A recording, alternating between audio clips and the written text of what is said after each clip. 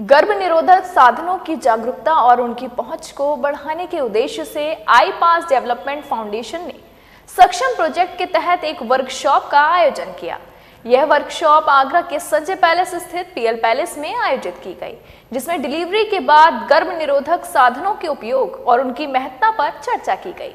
फिलहाल इस अभियान को उत्तर प्रदेश के 9 जिलों में लागू किया गया है।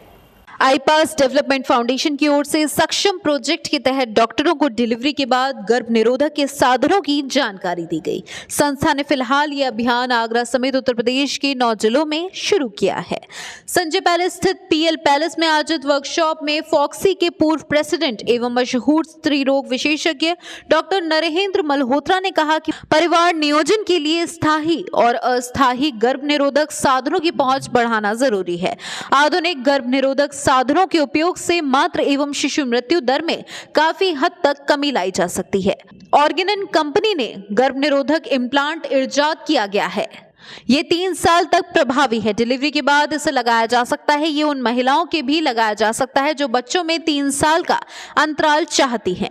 बाहों में लगने वाला ये इम्प्लांट एक रॉड की तरह होता है। ये सभी जगह उपलब्ध है। Are very happy that IPAS and under the program Saksham is doing trainings for the long-acting contraceptive Norplant, which used to be known as Norplant. Now in India it is Implanon. Now Implanon training is very, very important because you should know the correct way to introduce and correct way to take it out and where it is indicated. So very simply you can do it subcutaneously here on the elbow, which we've been doing regularly here in our center, and we're using in women of all age groups.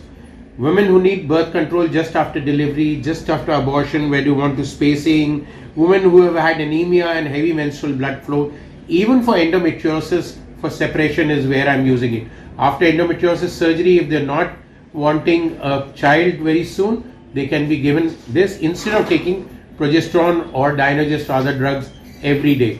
So simple to use, very effective, 99% effective, very minimum side effects, very easy to learn, very easy to take out is Implanon in India.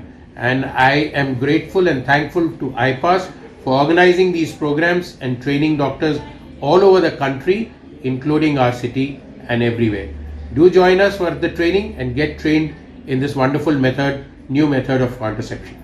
इसे कभी भी निकलवाया जा सकता है। ये महंगा नहीं है। उन्होंने बताया कि डॉक्टरों को जानकारी दी कि इसे कैसे और कहां लगाया जाना है। मरीज QR कोड के माध्यम से अपने मोबाइल पर इसकी जानकारी ले सकते हैं। आगरा में अभी 30 डॉक्टरों का परीक्षण किया गया है। ये 3रा ट्रेनिंग सेशन था।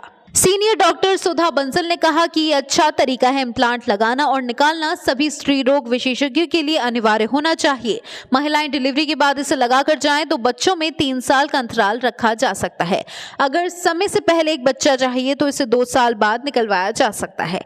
ट्रेनर डॉक्टर गौतम सरकार ने बताया कि गर्भपात के बाद 10 दिन में प्रजनन क्षमता लौट सकती है, इसलिए गर्भपात के बाद अपनी पसंद का कोई भी गर्भ निरोधक साधन अपनाएं। ये इसलिए भी जरूरी है कि गर्भपात के बाद गर्भ निरोधक के अभाव में 10 में से 3 महिला अगली माहवारी आने से पहले ही पुनः गर्भ धारण कर लेती है, जिससे उनके स्वास्थ्य पर विपरीत असर पड़ता है। सहायक ट्रेनर नैन्सी मोनिका ने इम्प्लांट लगाने और निकलवाने की प्रैक्टिस कराई। इसमें डॉक्टर रूबी ने सहयोग किया। सीनियर कोऑर्डिनेटर सुमन कटारा ने सभी का आभार जताया। इस अवसर पर डॉक्टर अंजना अरोरा, डॉक्टर निधि बंसल, निर्मला यादव आदि मौजूद थी। मून न्यूज के लिए ताराचंद की रिपोर्ट।